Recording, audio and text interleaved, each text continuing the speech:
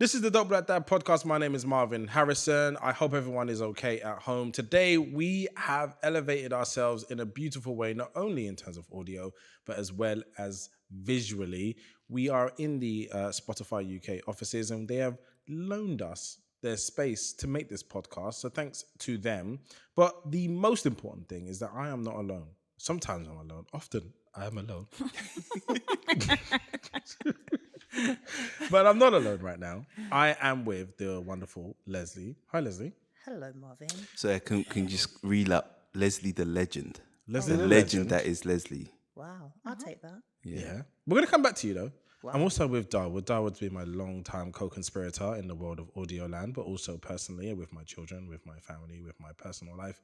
And likewise. mentor, guidance, lover likewise. sometimes. Anything else? Lover. Like, not that kind of lover. You know what I mean? Like, I love you, bro. I love you too. This is a serious bromance going No, on this here. this is a real bromance, yeah.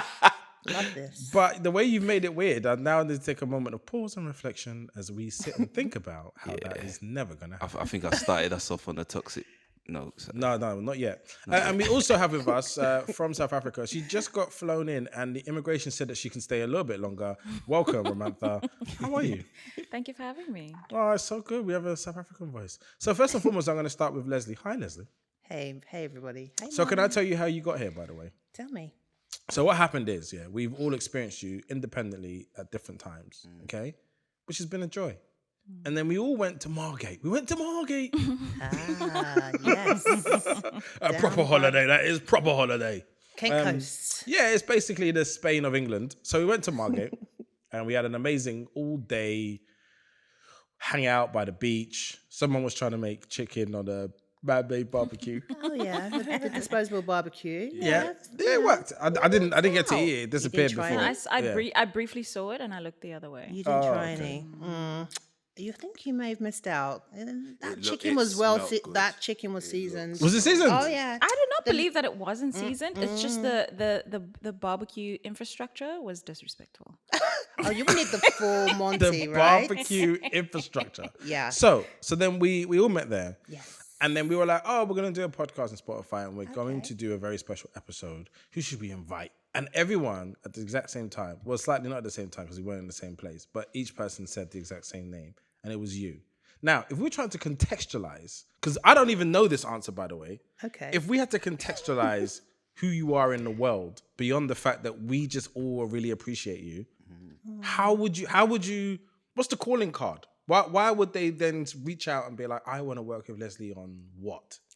Oh, right. I'm not entirely sure, but one thing that I promote in my lifestyle and going forward in everything that I do is intentional joy. Oh, what words? Intentional joy. My outside of everything that I do in life, bringing people together, gathering, breaking bread, sharing is what I love doing. Events, dinners, anything that brings people together where they can decompress, have a good time, not worry, be themselves. You just sound like my female equivalent. That's basically what I do all the time. I love that. I just love that. We don't have or create enough time for that sometimes. So Yeah. I intentionally make that happen. That's exactly what the day Margate was. Yeah, it was. My remember my whole thing that afternoon was just let it go. Yeah. Try not to network. Just be in yourself. Be in your moment. Yeah. Enjoy yourself. Some people were trying to network. I know. And we were looking at them like, this is not the time This is not the time. Not to now. promote things. I was going to say products. The distinct moment I remember from that Margate day is we were going around trying to find the actual spot where everyone was. The secret spot. And at some point, I just heard someone screaming, "Oh my God, we're down here!" It was Leslie. And it was Leslie. And I was like, are they talking to us? At first, I didn't know it was Leslie. I was like, surely is that our people? Because we were joining another group. So I wasn't sure if it was our little group or was it the bigger group. I just said, we're down here. Come on down. But I didn't even right. recognize you. No. I didn't And then recognize you. Marvin goes, there's Jimmy. And that's what I was like, yes, definitely our people. I was just like, oh my God, is that our people? That's how I want to go. That's where I Yes, want to be. 100%. Yes. So you set the tone for the whole day, I think. Come on down. Just come join us, find a It spot. was like That's a right. safe space on the beach for black folk. It was. It was my first time on the coast of Yes. England. I've never anywhere been on the Oh, coast. So it was my really? first time down at a beach. You had a great and I had heard introduction. because you were there, right? That kind of may have helped. So the drive up was just very palm colored. Palm? Palm colored. Explain and that I to was, us. Explain that. What does that mean? It was just very caucated along Oh, that first strip okay. of the She said it. that first strip. It was full. I was like, where are we gonna sit and where are our people? I don't see one person of color here. Where are we? Yeah, it's proper and then we Margate. drove further down. I'm like, how long is this beach? What Leslie did We- was find a spot that was it was like only a the private locals beach. know. That's right. Yeah. Yeah, because we went and saw all the like where the tourists and everyone That's goes. right. And that. The day trippers from It London. was that strip that scared me, and I was like, is this Right. where we're going? Right. So Also, I was very disappointed that there were no waves. But then, upon research, I found out that it's the English Canal, and that's why there's no waves. But you know what? It's just me and my Africanisms, trying. You went to go It's my surfing. Africanisms. I wanted a proper barbecue and I wanted proper waves. and she Two would need things. a boogie board too, by the Yeah. sounds of things. I feel like waves and brides are two things that if you don't have, you're just lost. It's Then like why are waves- you at the beach? Why are you there? But I'll have you know, at that part of the Kent coast, if you were to travel or walk further down for about 15, 20 minutes, you can actually hire paddle boards. Jet You've skis missed and out on the everything. jet skis, sister. If you needed to do that, you just needed to say. We need to go back. Next time. We are. Annual 100%. event. 100%. I actually spoke We need to do to Jimmy that kind of organised it with you, and he said that he was telling bare people on the date, look, if you're meant to be there, you're there. If you're not supposed to be there, don't come. And when they started seeing all the pictures, they was like, oh, I wish Yeah, I I made know. the effort. But I think that's the thing. And by the way, we have to put the date out there, because I don't remember the date right now, but we have to just say this is the date that we are all going and make it an annual fest and start planning in advance. Because, and I don't even mind going to Margate Local Council or wherever it is to just secure that part of the beach. Right. I want to get sound systems. I want to wow. go in. You want to go in. I want to be black about it. If we're going to do it, be black about it. Do you remember when Fatboy Slim did something down in Brighton? Yes, I and do. it just went absolutely yeah. crazy. It I was think crazy. it could easily turn into like Could. something like that. Because they're going to say it as like we're making the economy better, which is what our goal is. We're not here just for fun. We want to help the area, you know? Yeah, I think Margate certainly, that part of Margate isn't used to seeing, people of colour congregate in that way. And as you could tell and feel, people were happy. they were. I mean, generally But in everyone that Margate, walked past as they well, were happy. they were like happy to This is see us. They was great. like, ooh. a little flavour, some seasoning, Hello, and some jerk chicken. How you vibes. doing? They could smell the food. There was a family besides us That's and right. whatnot, and they kept I involving know. like, come They did accuse us of stealing, but we won't get into that. for Anyway, real? so I didn't know about that. before we get into what we're actually here for, I really wanted to give a really important message. So yesterday, a schoolgirl was murdered in Croydon, and it's touched everybody in different ways. And I think in some ways for men, it's hard to hear that men are doing this, and I think there's a layer of denial in some circles of men. Of like the impact and the scale of what the problem is. And listening to women, it just sounds like, and again, another one. And it's constantly scary existing as a woman and the idea of rejecting a man. So if anyone doesn't know, Elianne Andam, she's 15. I'll read it out as it's coming through the news report. So the family of a schoolgirl, an aspiring lawyer, stabbed to death as she got off a bus in Croydon, has said that they are heartbroken that her life has been taken. Much love, Elianne died after being knifed in the neck with a foot-long blade during the Wednesday morning rush hour in Croydon. Her aunt Marion told The Standard on Thursday that she went to private school paid by sister and had a great future ahead of her. She wanted to be a lawyer. She also loved gymnastics and doing her hair. We are a big family and support each other. We are devastated. We can't comprehend the heartbreak of the last 24 hours. She went to school and didn't come home. It hasn't sunk in. My sister has not feeling good. This is a tragedy.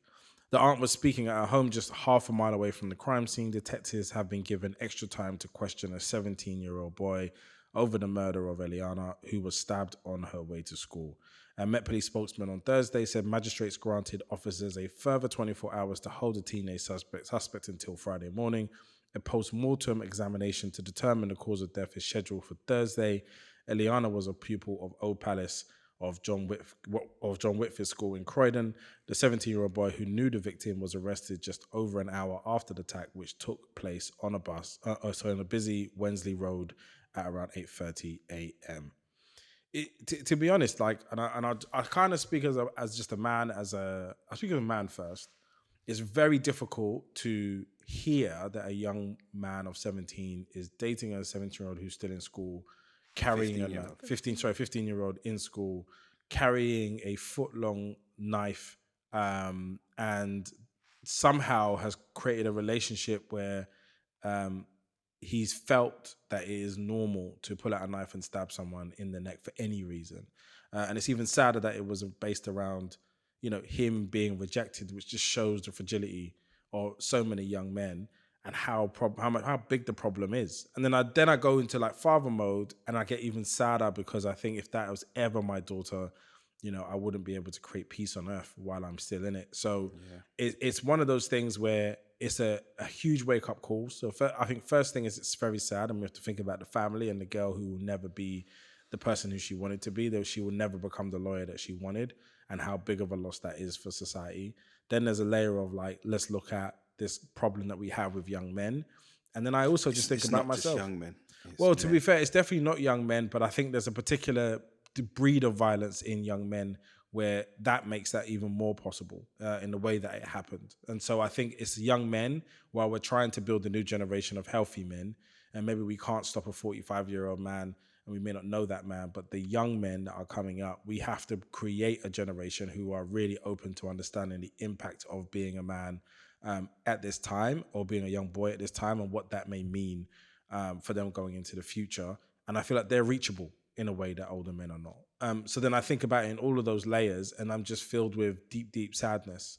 And so as we're doing this podcast, which is about saluting our sisters, it's only right that we honor her and the life that she had up to date, and ultimately what we lost. Yeah. I'm sad, and I'm really sad, but I'm really angry. Like, that just, I couldn't even read the reports. Like, men just need to be, we just need to fix up. We just need to fix up. Like, I'm watching younger women become more aggressive because they have to deal with this stuff day in, day out. And I remember just when I started hearing young women calling each other bruv, and I was like, what's that? And then I realized that they've just had to up their levels because the younger men had got even more aggressive. So they had to keep getting... Do you mean like tap into like a masculinity? Yeah, just so that they can protect themselves. And I'm just like, yeah, this is a major problem. But it's the men. Like, I hit my son once in his life when he was 6, and it's because he kicked his mum. And I've said it on the podcast before. I don't believe in hitting children, but when he kicked his mum, I asked him, why did you do that? And as he went to answer, I slapped him. Why did you kick your mum? And he went to answer again. I raised my hand, and he went silent. And I goes, good. There's no reason to ever raise your hand to a woman or your mum. If a woman's doing something, walk away.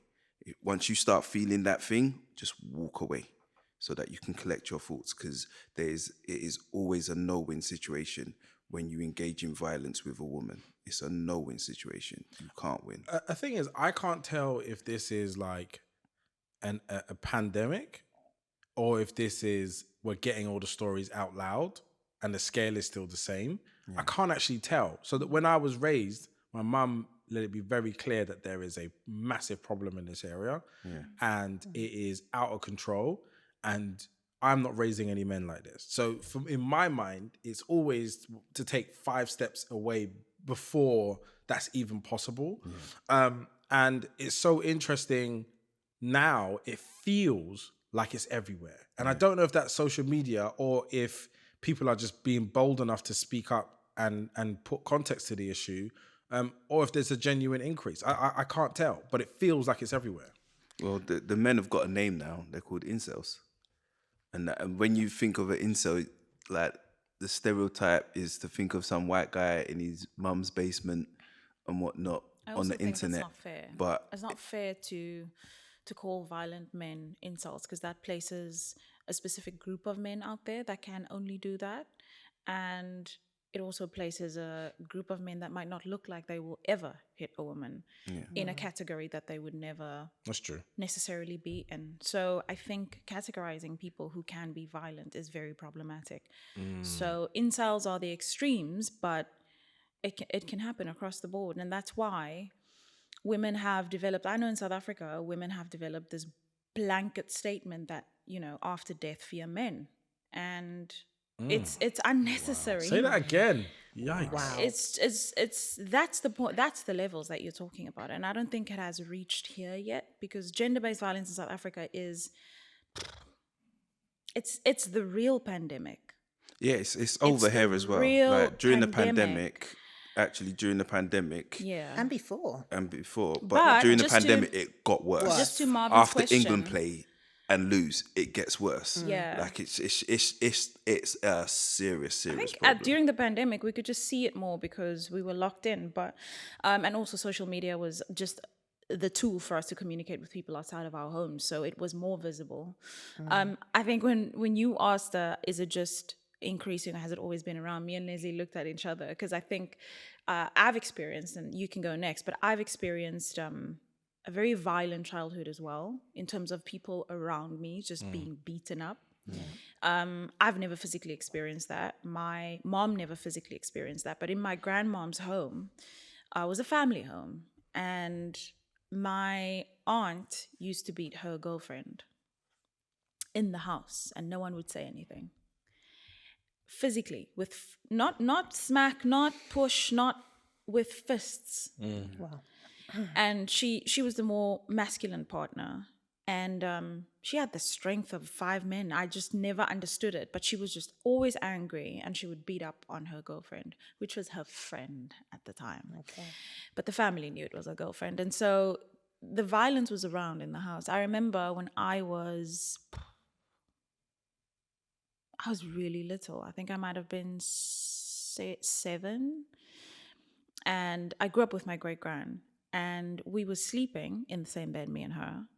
And my uncle, who stayed in this family house, came home drunk. But I think he was high off of something else as well, because he was very violent. And he chased us, bare feet, in the rain. My grandma had to go and seek refuge somewhere. Now, things like that will never be on social media. You won't find a 20-year-old chasing his grandma down the road. And yeah, I remember fearing for our lives that night. There's probably a memory that's been suppressed, but now that you talk about it, it's just always been there. Yeah. And I think social media has obviously brought it to the forefront, but also the Me Too movement, the fact that people feel like there is a platform for justice out there if I speak. So it's not just about speaking about it, it's speaking about it in the hopes that someone will either come and beat him up for me or go and lay a case at the police office on my behalf, or at least just support me in some way. Absolutely. Whereas back then, and this was the 90s, I don't think social media was a thing. It wasn't in South Africa, at least. Well, quite often what happens is, the family protects those individuals that are the perpetrators, whether it's just it starts off quite low level. It starts off name calling, disrespectful language. 100%, because my uncle didn't go to jail. Exactly. He just slept in a cell for the night until he recovered, and That's then was right. back home again. And we quite often protect these men, and then these men then have their own children, their siblings, and quite clearly they haven't learnt the lesson of what they've done, the seriousness of what they've done. So then it almost carries on down that family line. But, I grew up luckily in a blessed family home with an absolutely fantastic father and mother. But what I noticed is some of my younger friends that didn't grow up in homes where there was a balance, that they were experiencing violence that I'd never witnessed or experienced or seen before. And it was really worrying. I mean, when I grew up at school, there were young ladies who must have been aged 14, 15, who were getting like attacked or beaten up by young boys from other estates and things like that. And there was a girl that actually got raped. And even when that happened, I still couldn't fathom what was actually going on or why that would even occur. So I grew up I realised quite sheltered in that sense. I wasn't exposed to any of it, domestic violence or anything like that in my family. But certainly around there were ladies and women and young girls being attacked by men. But as you grow up, I think by the time you're about 12 or 13, you innately know that men are and can be dangerous. No one actually sits you down, puts you in a room and tells you this, but you start to lose your femininity. And as you said, Darwood, you start manning up. You literally have this protection. You speak differently, you walk differently, you use different language. You lose your softness. Can I ask, what's the cost of losing your softness for people who may not understand what that actually means? We can't lose our softness because we have to protect ourselves. The softness will come out around people, maybe our women, our girlfriends, or people who we trust. And that will take a long time. Like, you'd have to get to know somebody really, really well in order to display that softness, because obviously that's a vulnerability. Okay. To me, there is the cost of not being able to tap into that hard side could cost you your life. Because it's the first line defense. Like, this guy's not going to mess with me if I show him that I've got a little edge. Do you know what I mean? And then, hopefully that's enough for him to know you can't ever disrespect me. Especially, I grew up in South London, Peckham, in the days where Peckham wasn't trendy like it is now. And I certainly, what you said, Darwood, I was that girl. I mean, I didn't use the word bruv, but I certainly said that you can't step to me. My body language said it. And it was all to protect myself. Even though I grew up in a loving, caring, well-balanced home, I still knew that out on the street, I couldn't afford to not be like that. So the environment does determine a lot. Ro, how would you communicate not being able to tap into your feminine side because you're trying to protect yourself? I think it comes at a great cost for us, 100%. We can all agree about that. Not being able to tap into your feminine side or your softer side because of whatever the case might be, I think it takes a toll on your mental health, because having to be on all the time, consciously paranoid, you can't go anywhere without sending your live location, without telling a friend, you can't go on dates. It closes you off for romantic connections in a way that it wouldn't if you do not walk through the world in that way. There's always some sort of danger, and it's always the first qualifying things that you look for. Are you dangerous? Like, not can Are there you any be signs? Can you bring looking. that to life? Can you bring that to life? Okay, a man is walking up to you. What are you scanning and seeing? his body language is the first thing. Absolutely. Could you break that down in any way? I made a joke once when we were in a gathering together, and there was a friend of ours who's a big guy, and sometimes I feel most tall, big men don't realize their size and height when they speak to women. So I made a joke, and it was just a running joke throughout the evening, but I later told him I wasn't serious. He was speaking to one of the women in the gathering, and I said, "Yo, why do you keep leaning over like that? You're towering over her. Can you stop?" So the whole evening he was so conscious of, like, he's like, "Oh, let me just keep her feet away." But seriously, men, as soon as you tower over someone, it doesn't matter if you're speaking in a tone of voice. Just keep your social distancing. If I don't know you, why are you in my space? That's very true. Number one. Number two, think about what your opening line's going to be, because I look for cues for men that are aggressive in the tone of, in their aggressiveness in how they pursue me. So if you're like, so who you here with? Where you got? If you're asking me too many questions, Yeah, you're qualifying. I'm like, why do you Control. need to know that? Why do you need to know where I stay, where I'm from? Like, that information is information that's only privy to someone who's going to either come to my house, walk me home, take me home, but I don't know you.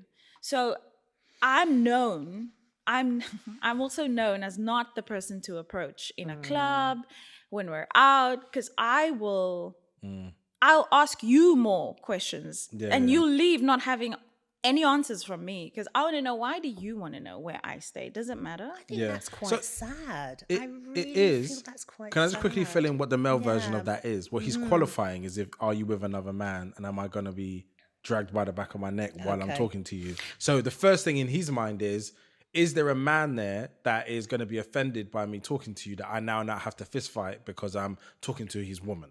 But so I think that's what that's what pisses me off, though.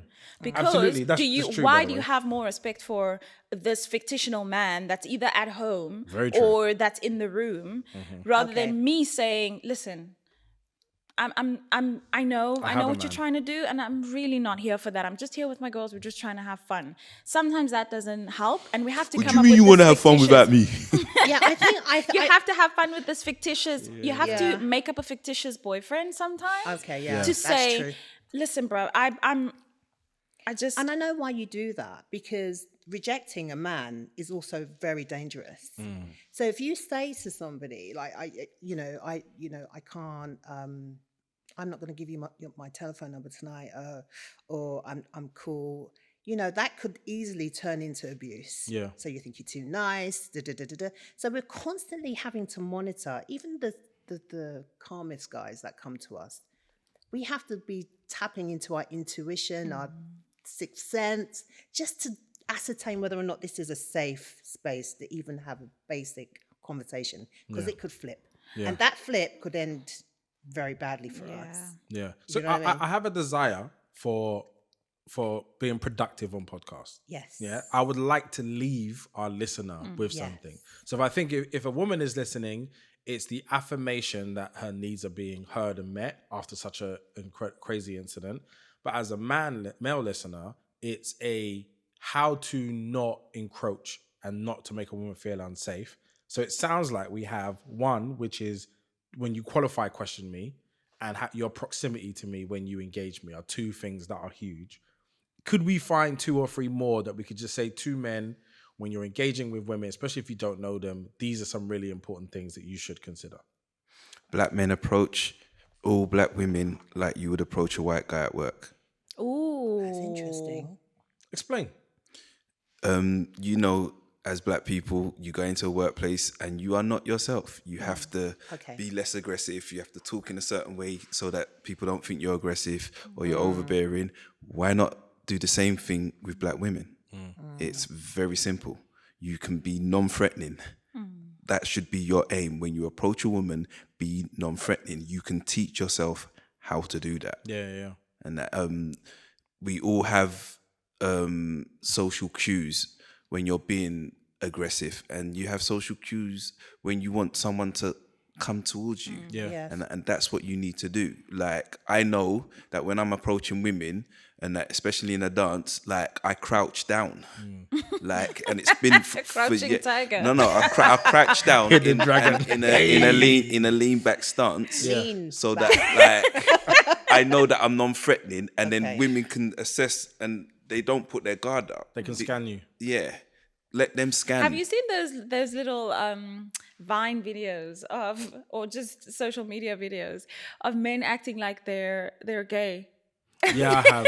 They pretend to be gay. And they're like, oh, girl, you feeling it? And they make them look around. Yeah. And then when they're like, oh, we should hang out sometime. And she's like, oh, okay. And she gives her a number. And then he's like, cool, thanks. I'll call you later. Oh wow. Such a violation. Yeah. That's, I would like to interesting. leave with one more because we got Yeah. to wrap this one up. But like, do we have one more thing that we can say to men that's important? So Do you I have remember. Well, I remember a post. I think this was after Sarah Everard, and it was, if you see a woman walking towards you on the same side of the street, cross the road. 100%. Yeah. Don't walk up behind women. Announce yourself, Absolutely. Yeah. and then let them know that you're walking past and you don't mean any harm. That's right. And I think those types of things, especially because women huge. wear headphones and stuff. Well, women don't wear headphones. Do you remember the Samsung advert where they put headphones on a woman and she was running at night in the advert, and they were like, "This is absolutely tone deaf." Yeah. Because we would never consider doing this because it's too dangerous. So like, I feel for us as men, because inherently good men get into this idea of like, in their head, I'm a good man, so it can't, they're not talking about me. And then they get really relaxed about how they engaged. And that's where you feel like you're a little bit entitled. And even me, sometimes I feel like, oh, but it's me, you know me. But like, nobody knows you. So I've had to like reprogram and just like keep a real distance in many ways. Not because I don't think it's even just like socially. I think it's also just showing up in black women's life when you don't have capacity to help them fully. Like all of them. Yeah. So it's like, when I say all of them, I mean the whole of them, not every single black woman. But I feel like sometimes it's like, I remember because in one of my therapy sessions, there was this thing where it came up where I wanted to be the man that my mum needed. Yeah. So it was a really deep thing of mine where I felt I needed to show up and give my resources, my platform, support black women as and when I met them. And if I met a black woman who was doing really good things, I was like, I have to help them. So what do you need? And take the thing, it's fine, go. But what that created was this thing of like, I was constantly depleted. Yeah. And the dynamic was me being ultimately used for other things, but there was no care in the relationship. There was no respect, there was no honor, there was no boundary. It was just like, take stuff, yeah? So that's my limitation. That's me making that error of jumping in people's lives by mistake. But I do think there's this like, this almost idealistic nature that we create around black women. And so when I was writing the Dope Black Dads book, I did a chapter called Protect Black Women. And so in it, I just donated a chapter to women. Say your thing, how you want to say it. What do you need from men? What's been your experience? Tell me your story. We got all these amazing testimonies. And my entrance to it is like, I grew up in a matriarch home and family. I've always honored, celebrated, and loved black women. I see them as like nature. When I see someone somewhere, I'm like, I'm so glad you're here. Like what you create energetically around us is just like, I want to preserve that at all costs. And the best example I could say is nature. When you walk around a corner and you've got a scenery, like when you go to Jamaica or something and you see the blue mountains, you're like, that's how it feels to me. And the woman who was editing it I'm so glad she said this, because it was like, you are romanticizing and almost dehumanizing women by saying that. Because when women don't show up like that, when they can't show up like that, you then can't accept them, or people can't accept them, because it's so difficult for people to process the blue mountains being unloving or not being maternal or not being kind all the time or nice about stuff. I was like, that's so true. And so sometimes even the depth of when you think you're on the right path, you can still not be on the right path with all the good intentions. So it was a lesson to me to like stay away at times. Actually, my gift to them is not being involved in their life, because a really nice guy turning up and helping you, giving you money and a job and sounds good on paper. But if you can't sustain the care and support of that person long term, you're actually interrupting their journey, and it can be very confusing. So just stay out of the way. And that was like another real thing of me. So my advice is like, be conscious. If you don't have capacity to love that woman, all of her, and support her ongoing, maybe staying away can be the best thing you can do, because interrupting a black woman's peace with your idea of what they need may not actually help them. Yeah. I got one thing to add. Yeah. And it's a wish that I actually wish I could just take away from men, period. But a lot of men I speak to think that women are not as intelligent as them. Okay, go on.